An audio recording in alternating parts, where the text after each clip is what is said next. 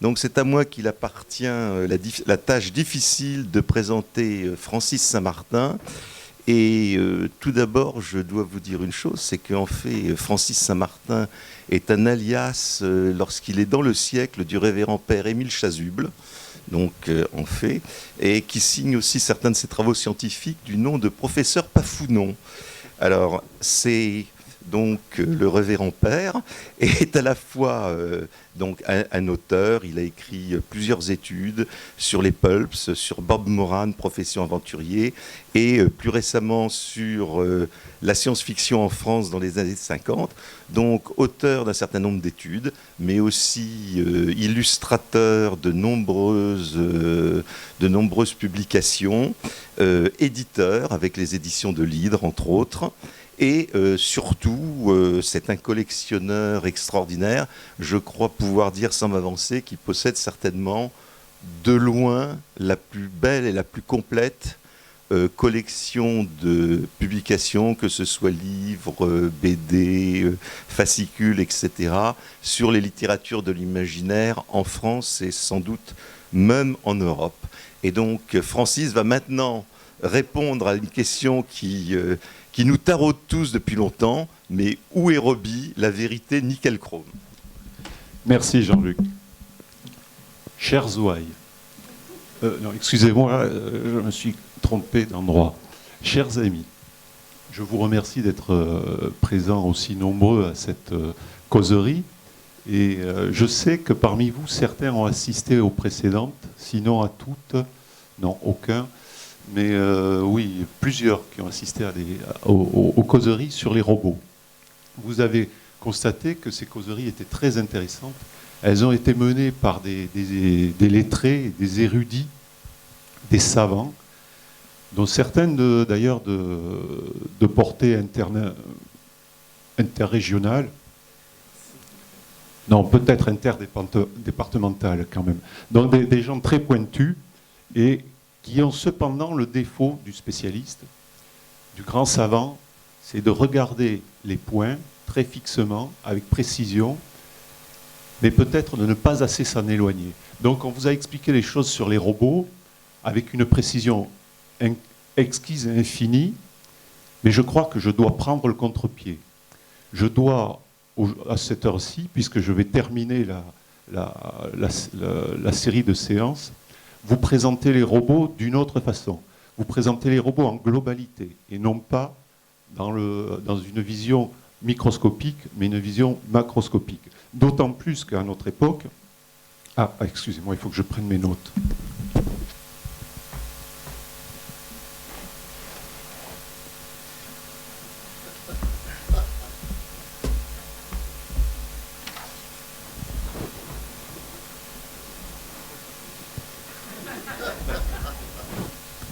Voilà, nous sommes partis.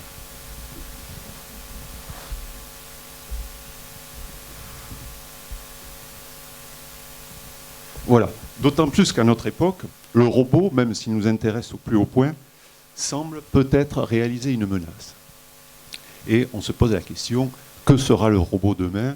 Et plus que ça, qui serait finalement une question pas si gravissime que ça pour notre espèce, que deviendra le robot vis-à-vis de nous?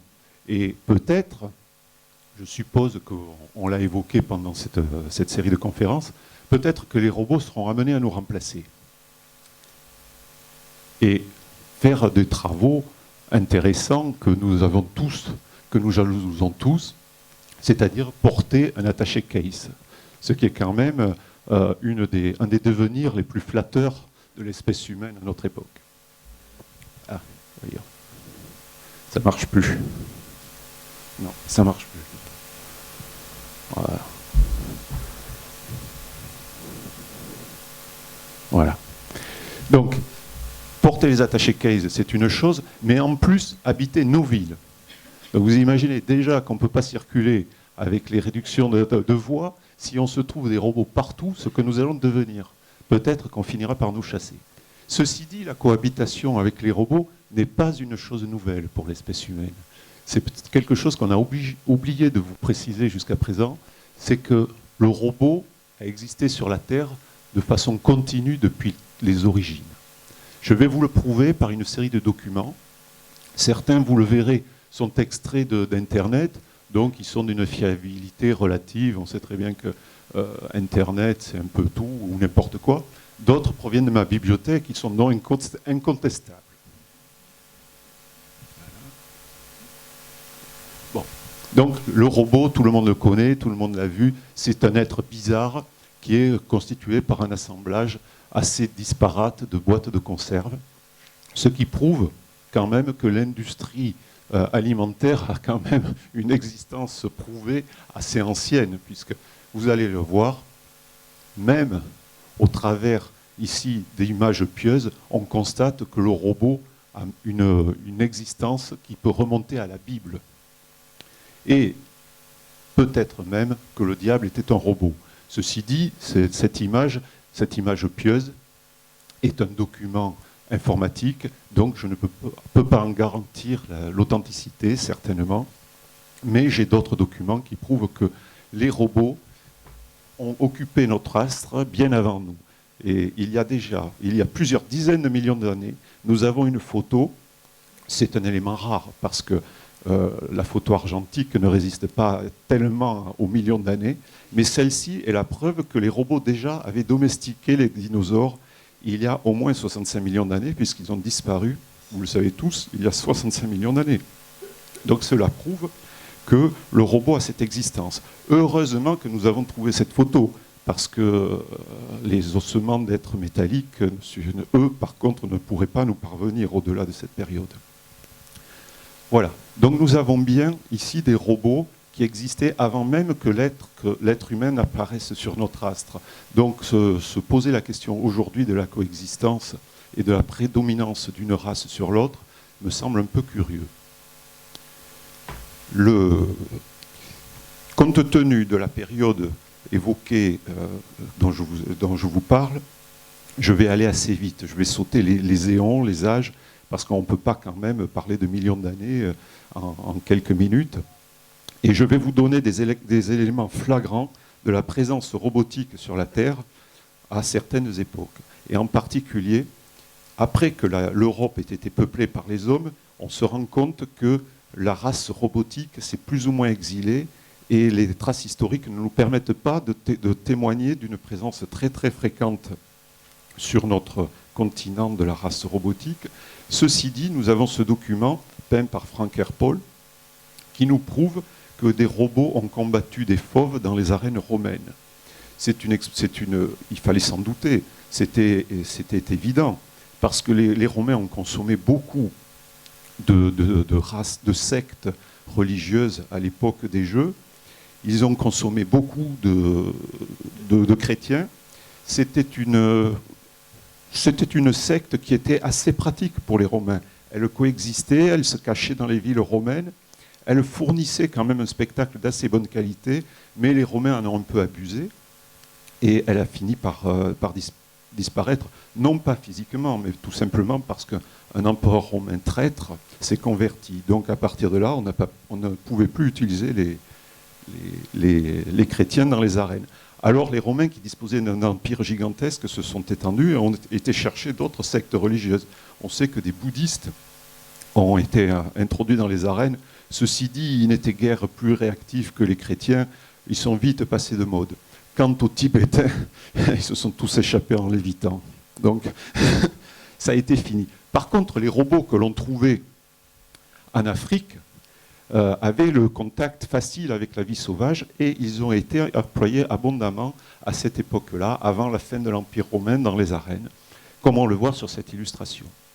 Je vais faire un autre bond dans l'histoire, et pour dire que, comme la présence robotique en Europe s'était quand même très diluée au cours des époques, on va retrouver des robots à partir des croisades, de la période des croisades.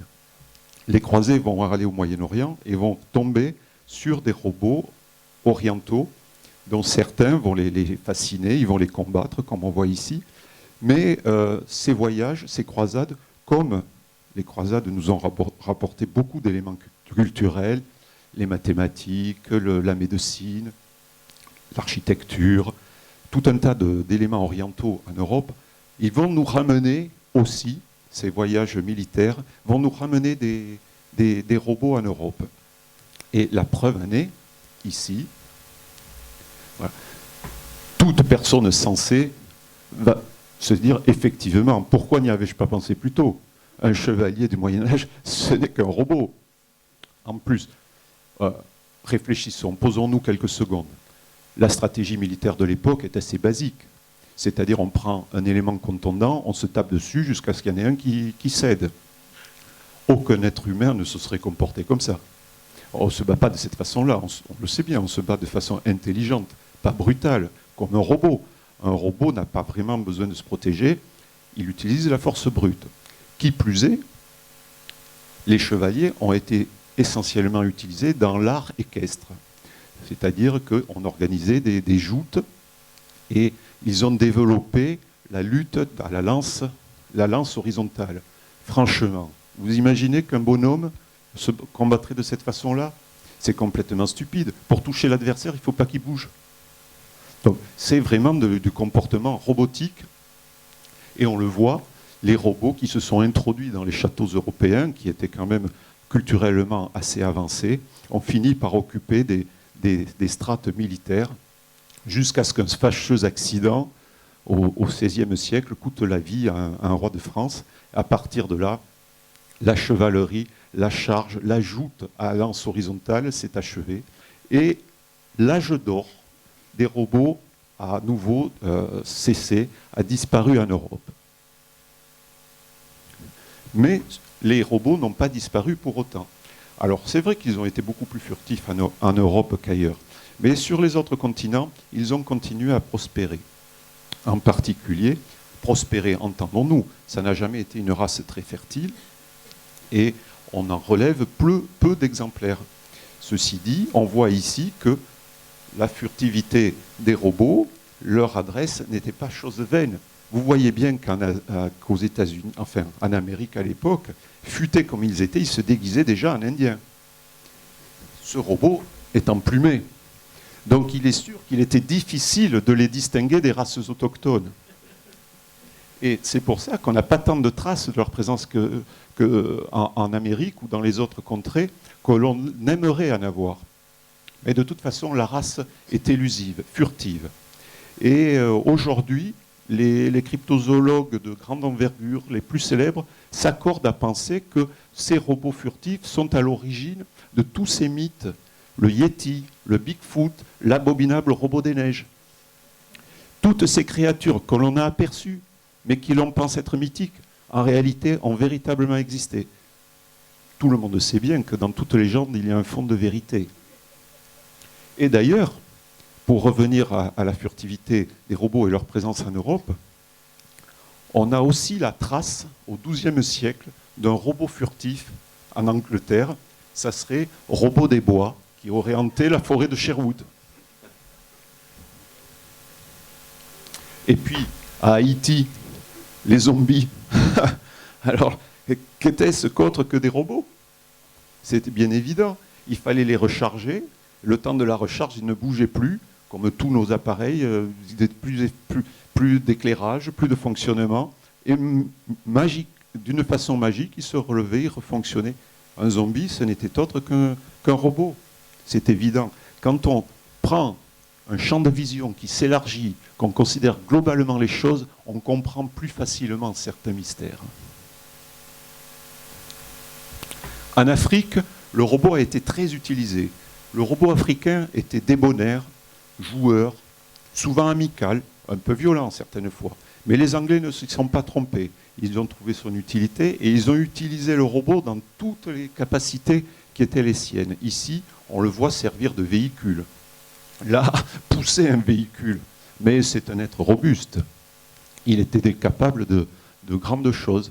Et ce fameux robot africain qu'on a surnommé Archie a été certainement le responsable de l'essor anglais en Afrique et dans le monde entier.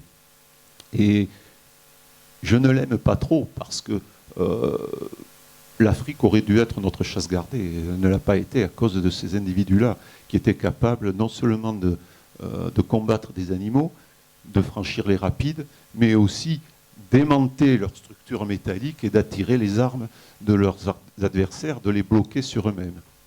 Mais robot archi, vous allez le voir, va finir par être domestiqué et on l'utilisera à autre chose. Donc nous avons vu des robots dans les Amériques, les robots européens dont le dernier vestige était ce fameux robot des bois. Mais il existait aussi des robots en Asie. Curieusement, bien que l'Asie ne fût pas un continent isolé, le robot asiatique était de structure assez faible. Ce qui explique son agressivité. Pour compenser ses manques de physique, il était moitié sauvage. Et on a beaucoup de preuves de son action contre l'humanité, contre des êtres humains, ce qui explique que l'Asie a développé le kung-fu. Les moines Shaolin n'ont rien trouvé de mieux que de développer les arts martiaux pour contrer ces petits robots agressifs, sautillants, tourbillonnants. Et on voit bien ici, dans cette image, qu'un moine Shaolin, sous les yeux de son maître, peut-être est-ce Kwai Chang Caine, je ne sais pas, mais défait à main nue des robots. Et ça ne sera pas le seul de ses exploits, puisque toute une série de fascicules du Haut Empire montrent des exploits contre des robots de formes différentes et probablement des entités qui ne sont pas des robots elles-mêmes, mais des espèces d'automates qui ont été mis au point par la science robotique qui commençait à s'exercer à l'époque en Asie. Les robots de cette taille n'ont pas survécu aux luttes à main nue contre Kwai Chang Caine et Magnus, et d'autres petits robots sont apparus, notamment au Japon. Alors ça s'explique certainement par l'exiguïté du territoire. Si en Chine on a des robots de taille raisonnable, au Japon ils n'auraient pas pu subsister. Nous avons ici un exemple avec Astro d'un robot de petite taille, mais ceci dit, il existe au Japon un robot gigantesque que tout le monde connaît aujourd'hui parce qu'il a une certaine célébrité et il a prospéré au Japon. Peut-être était-ce un prédateur suprême qui a éradiqué les robots de taille moyenne et a permis simplement aux robots du genre d'Astro Boy de survivre. Ce robot a été une menace et il était agressif. Heureusement, on a vu dans un livre français célèbre que sa tentative d'incursion en Europe n'a pas été réussie. Il est tombé effectivement sur peut-être l'un des maîtres français, celtes, des arts martiaux, Astérix, qui l'a défait. Tout le monde connaît cet album, c'est un chef-d'œuvre, n'est-ce pas? Et nous ne nous étendrons pas là-dessus. Bien. Jusqu'à présent, nous avons vu des interactions humano-robotiques qui étaient assez clivantes, avec des problèmes de partage de territoire et assez peu raisonnables. Or, si le robot est un individu buté, l'être humain est quelqu'un d'éminemment raisonnable. Et quand il rencontre quelqu'un d'inconnu, il sait s'en faire obéir. Et c'est ce qui est arrivé avec les robots sauvages qui ont été rassemblés, qui ont fini par être domestiqués et à qui l'homme a trouvé une utilité. Le robot, donc, c'est un être assez fiable, assez répétitif, et on s'est dit, il pourra servir de nounou à nos enfants. C'est bien pratique. Et puis bon, l'enfant n'a pas toujours des tâches très agréables, et le robot, qui est un répétiteur, peut facilement lui apprendre les tables de conjugaison, les tables de calcul. Et c'est ce qui s'est passé. À partir du milieu du 19e siècle, le robot est rentré dans les milieux les plus aisés et a servi de nounou et de directeur de conscience aux enfants. Son usage a été généralisé. Souvent, c'était des espèces de robots assez menus, assez frêles, qui étaient utilisés de façon à ne pas impressionner les enfants. Ici, on voit un robot qui accompagnait les enfants à l'école ou dans les commerces. Un autre ici qui leur servait de véhicule, de mobilette même des fois, quand les enfants supprimaient l'échappement. Et Là, on a un monde idéal pour les enfants avec des petits robots serviles qui pouvaient aussi servir de pouf dans les chambres. Également, certains robots de taille un peu supérieure servaient de jouets ou de spectacles vivants. Bon, c'est pas le mot, mais enfin, ici c'est un jongleur. Et on retrouve le fameux Archie, le robot africain que l'on a vu tout à l'heure, qui va devenir une constante dans le monde européen de la robotique. D'autres robots qui ont vécu des expériences exaltantes, qui ont fait des voyages, ont servi aussi de chantres, de raconteurs d'histoires à des petites filles, des petits garçons dans les gardens, comment dire, les squares où les enfants venaient passer le jeudi à l'époque. D'autres ont servi de pitres, de mimes, de marionnettes sans fil. Bref, le robot était parfaitement intégré dans la société enfantine de l'époque. Quelques enfants ont poussé la sympathie, l'expérience peut-être un peu trop loin, en désossant les robots. Ceci dit, c'était une expérience amusante et les robots ne se plaignaient pas beaucoup. D'autres robots ont eu on a tenté d'en faire autre chose que des nounous, mais les expériences à cet effet n'ont pas été très probantes. On voit ici qu'un artiste un artiste robot a réalisé une œuvre de bien piètre qualité. Peut-être est-ce même la source de l'art moderne. D'autres robots faisaient le jardin, mais pas que. On voit que ce robot-là devait aussi servir l'orangeade aux gamins qui se la prélassaient à l'ombre contre un mur, alors que lui travaillait. Finalement, petit à petit, on s'est aperçu que les robots n'étaient pas si fiables que ça. Et dans les fonctions domestiques, pour lesquelles ils étaient prédestinés, il se trouvait que des éléments perturbateurs se produisaient. Ici, on a un robot qui semble entarter le gamin qui se trouve à sa droite. Est-ce un hasard, est-ce un accident ou est-ce un mouvement déterminé? C'est difficile à dire. Mais petit à petit, on s'est rendu compte que certains robots commençaient à avoir des comportements bizarres. Il n'y avait pas que le hasard, il n'y avait pas que l'accident qui se produisait. D'autres se reposaient. Vraiment, bon, on les savait indolents, mais correctement drivés, les robots travaillaient. Eh bien non, certains se reposaient, se laissaient aller. Alors on a décidé de sortir les robots peut-être de la sphère domestique, de les exploiter à l'extérieur. Là, ils se sont révélés compétents. Ici, certains sont même devenus des acteurs de cinéma, d'autant plus appréciés par les studios qu'il suffisait d'un peu d'huile et d'une prise d'électricité pour les payer. Enfin, certains travaux laborieux leur ont été confiés aussi. Ils s'y sont révélés. Les chantiers, la manutention de haute volée, la police, l'armée ont été des secteurs très favorables pour l'agent robotique. La plongée sous-marine aussi, bien qu'on en ait perdu. On en ait perdu quelques-uns en raison de leur poids et du manque d'étanchéité. Mais enfin, bon, tout allait plutôt bien.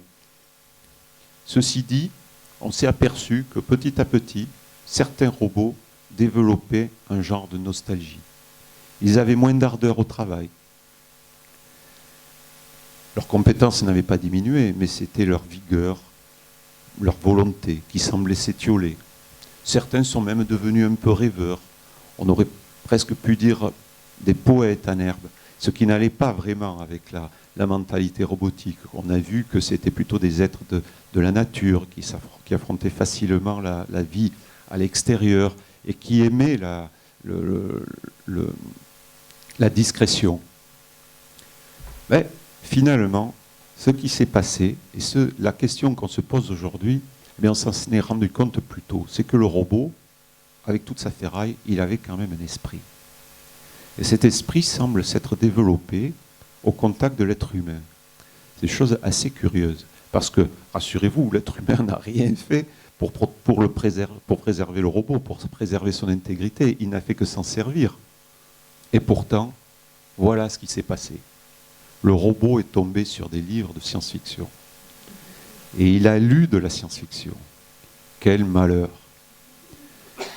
Encore, il se serait contenté des œuvres de Jules Verne ou des précurseurs. Le mal aurait été moindre. Mais non, il est tombé sur des horreurs, sur de véritables brûlots. Il est tombé sur des livres dont les auteurs ont cru faire de la belle ouvrage. Mais le résultat n'était pas joli. Alors je tairai les responsables de ce genre d'anthologie. Je ne veux pas citer des noms qui nous feraient tous trembler. Mais ça a donné de très mauvaises idées aux robots. L'influence de cette littérature a été des plus pernicieuses. Et finalement, que s'est-il passé? Les robots se sont dit, mais nous sommes là depuis très longtemps. Mais peut-être que le monde est à nous et non pas aux êtres humains. Bon, c'est un peu vrai, mais si on va par là, il faudrait rendre toutes leurs terres aux Amérindiens, et ainsi de suite, c'est pas possible. Donc le monde robotique s'est réveillé. Et un jour, ils ont pris conscience. Ils ont pris conscience que le robot était une espèce qui avait sa crédibilité, son importance, et que peut-être il était temps de cesser qu'on les considère comme des sous-êtres, ou du moins des domestiques, sympathiques, mais sans droit. À partir de là, les choses ont changé. Nous nous sommes rendus compte que nous avions peut-être un ennemi intérieur. Et que dans certaines circonstances, le comportement des robots changeait. Il fallait s'en méfier. Des événements étonnants se sont produits, toujours à la limite de l'accident, mais n'était-ce pas du vice?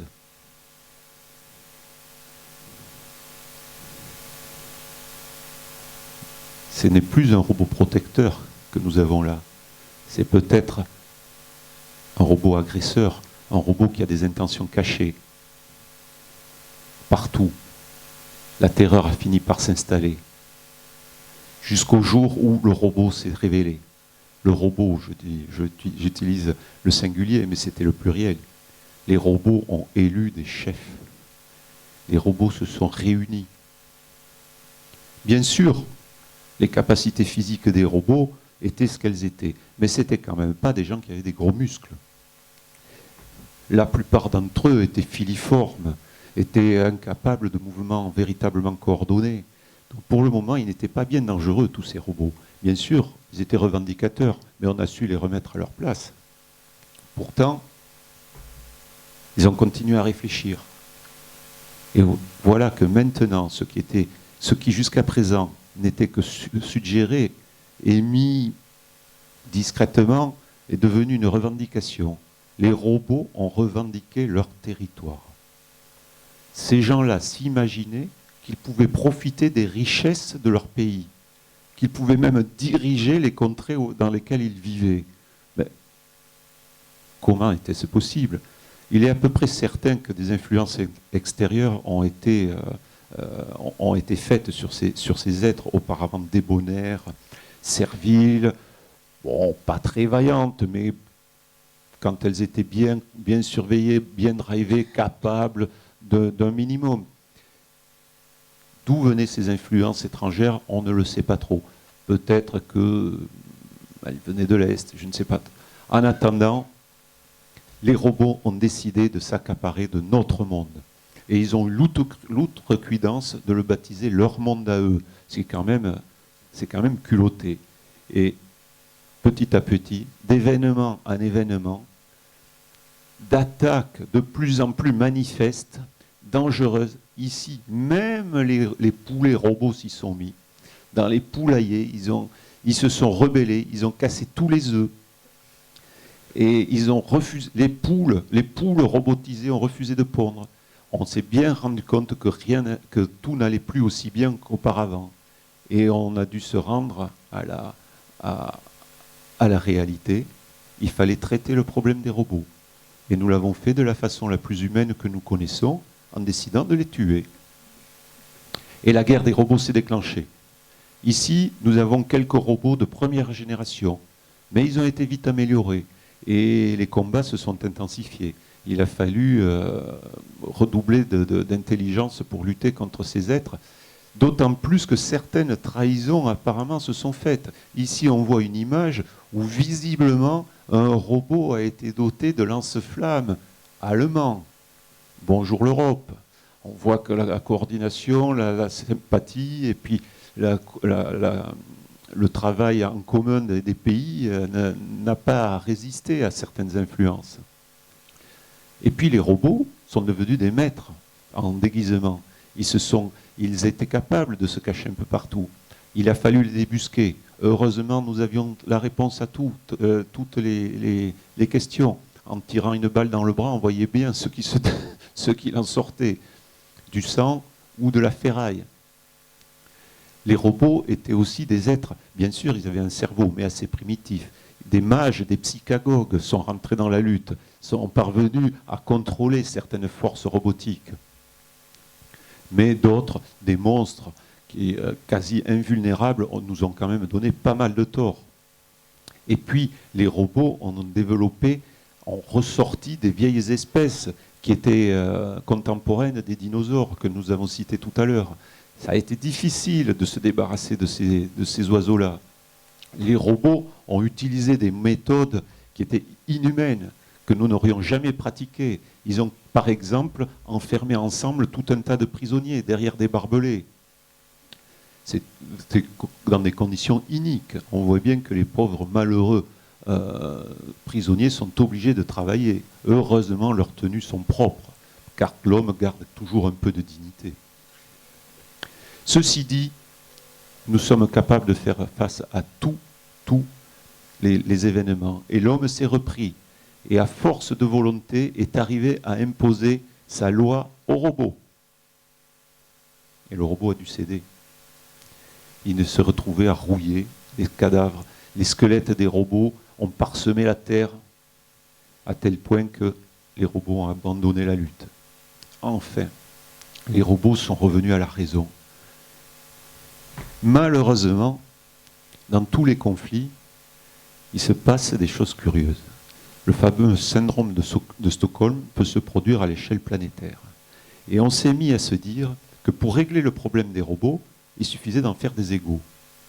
C'est une proposition assez farfelue, il faut bien l'avouer, mais d'une réalité historique. Donc une nouvelle erreur de l'être humain. Et donc on s'est dit, pour régler le problème des robots, dont le principal travers finalement était la jalousie.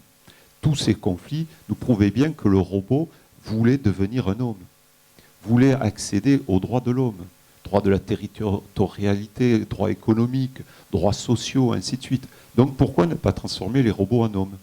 Ah, excellente idée. Donc on a commencé à faire des expériences, essayer de transformer les hommes en robots. Malheureusement, certains accidents se sont produits.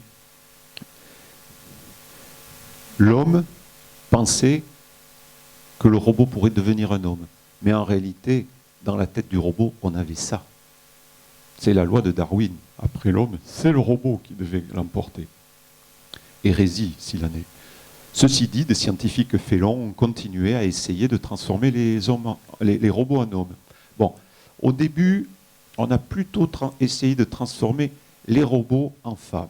Je ne sais pourquoi, mais les preuves sont là, bon, hormis cette image. Mais on s'est dit, on va commencer par les femmes, ça sera peut-être, je ne sais pas, plus facile ou plus agréable, certainement. Et de nombreuses femmes ont été créées à partir de bases robotiques. On voit ici un déhanchement robotique qui devient assez suggestif. C'est quand même que la technique évoluait rapidement. Cette image est vraiment, pourrait être classée et censurée. Et celle-ci, n'en parlons pas. Donc, la transformation des robots en êtres féminins semblait avancer. Mais pour le moment, elle ne posait pas de problème.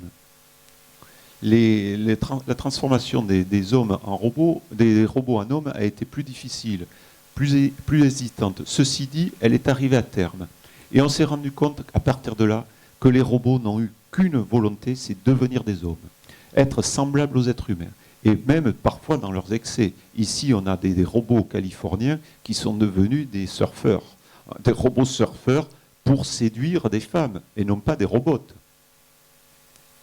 Ce jeu était très cruel. Qui pouvait l'emporter? Qui pouvait gagner dans cette compétition?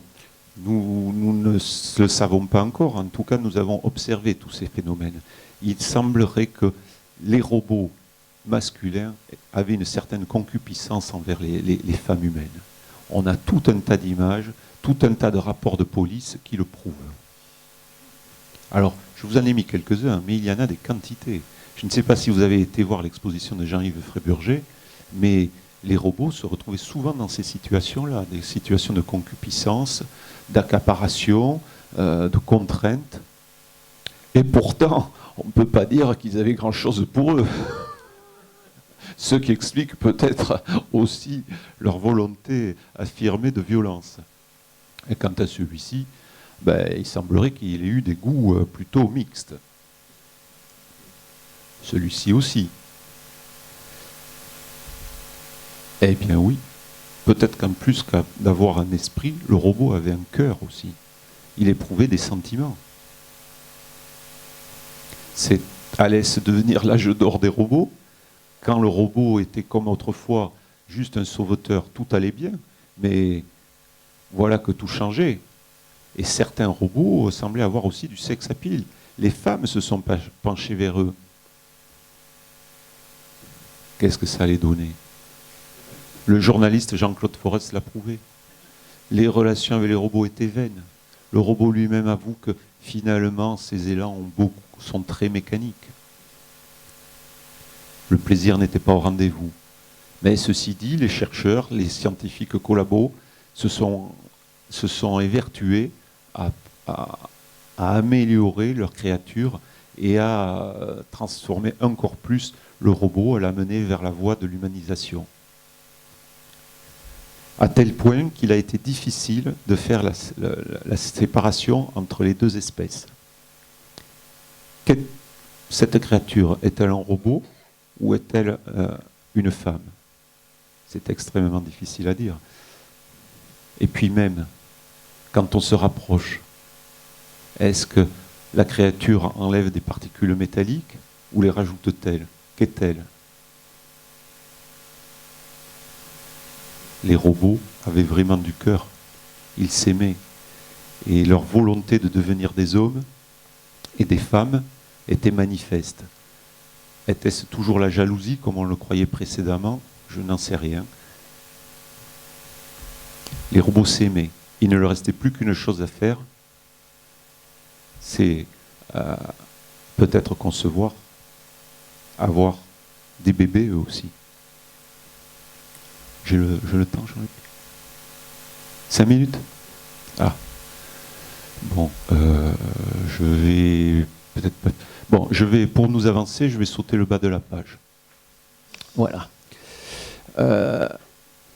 Donc, l'ambition des robots, à partir de ce moment-là, à partir du moment où ils ont eu une espèce genrée, ça aurait été d'avoir des enfants. Malheureusement, si on fouille un peu, on se rend compte que les enfants, ce sont toujours des robots. Extérieurement, ce sont des êtres humains, mais intérieurement, ce sont des robots. En voilà une autre preuve, avec un défilement différent de la morphologie.